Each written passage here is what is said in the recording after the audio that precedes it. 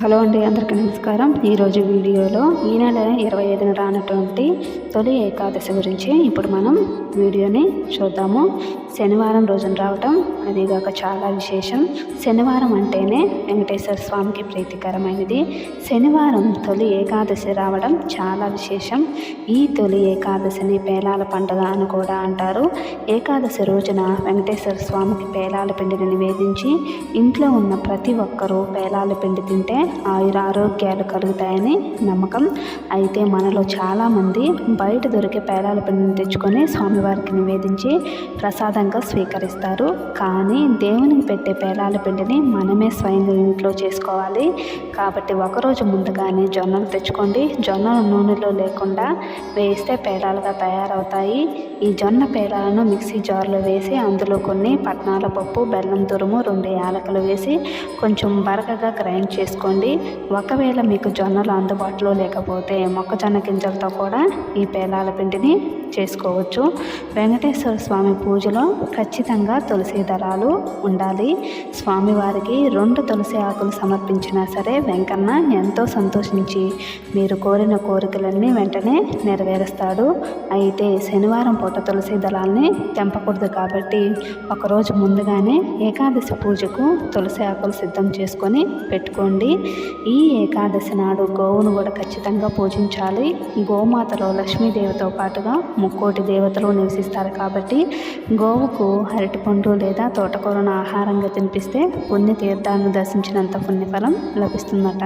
కాబట్టి ఈ అవకాశాన్ని అస్సలు వదులుకోకండి. అలాగే ఈ తొలి ఏకాదశి రోజున ఇంటి గుమ్మాన్ని అందంగా అలంకరించండి. ఇంటికి మామిడాకు తోరణాలు కట్టి ఇంటి ముందు ముగ్గులు వేసి గడపకు పసుపు రాసి కుంకుమ బొట్లు పెడితే లక్ష్మీదేవి వెంటనే మీ ఇంట్లోకి అడుగు పెడుతుంది.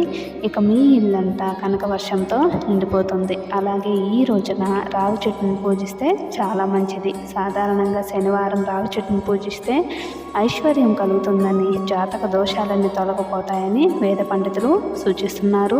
అందులోన ఈ తొలి ఏకాదశి నాడు విష్ణుమూర్తి కొలువై ఉన్న రావి చెట్టును ముట్టుకుంటే చాలు భోగభాగ్యాలు వరిస్తాయట. కాబట్టి ఈ తొలి ఏకాదశి రోజున రావి చెట్టు కింద నువ్వుల నూనెతో దీపం వెలిగించి రావి చెట్టుకు 7 ప్రదక్షిణలు చేసి నమస్కారం చేసుకుంటే లక్ష్మీనారాయణుల యొక్క ఆశీర్వాదం మీ కుటుంబం ఎల్లవేళలా ఉంటుంది. ఈ తొలి ఏకాదశి రోజున ఇంట్లో పూజ ముగించుకొని మీ దగ్గరలో ఉన్న వెంకటేశ్వర స్వామి దేవాలయానికి వెళ్ళండి. ఈ రోజున వెంకటేశ్వర స్వామిని దర్శించుకుంటే మనం తెలియక చేసిన పాపాలన్నీ కూడా నశిస్తాయి. అలాగే దేవాలయంలో దీపాలు వెలిగిస్తే చాలా మంచిది. ఈ తొలి ఏకాదశి రోజున ఉపవాసం ఉన్నా లేకపోయినా, పూజలు చేసినా చేయకపోయినా దానం మాత్రం ఖచ్చితంగా చేయాల్సిందే. బియ్యం, బట్టలు, డబ్బులు ఇలా ఏదైనా సరే పేదలకు దానం చేయండి. ఎందుకంటే తొలి ఏకాదశి రోజున చేసే దానాలకు గొప్ప పుణ్య ఫలితం అనేది లభిస్తుంది.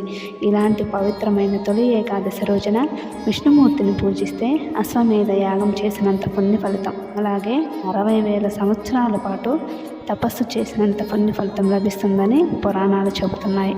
పురాణ గాథ ప్రకారం ముచి అనే రాక్షసుడు భూమిపై పీడిస్తున్నప్పుడు దేవతలు శ్రీ మహావిష్ణువుని శరణ వేడగా విష్ణువుతో పాటు పద్మ ఏకాదశి అనే దివ్య శక్తి ఆ రాక్షసుని హరించిందంట. శ్రీవారు యోగ నిద్రలోకి వెళ్ళిన రోజునే ఈ సంఘటన జరిగిందని, అందుకే దీన్ని పద్మ ఏకాదశి అని కూడా అంటారట. కాబట్టి తొలి ఏకాదశి రోజున మీరు కూడా స్వామివారిని పూజించి స్వామివారి యొక్క కృపకు మీరు పాత్రలు అవుతారని కోరుకుంటూ, మన వీడియో కానీ మీకు నచ్చినట్లయితే లైక్ చేయండి, షేర్ చేయండి, సబ్స్క్రైబ్ చేసుకోండి. మరిన్ని ఇలాంటి ఆధ్యాత్మిక వీడియోల కోసం పక్కనే ఉన్నటువంటి బెల్ ఐకాన్ని ప్రెస్ చేయండి. ధన్యవాదములు.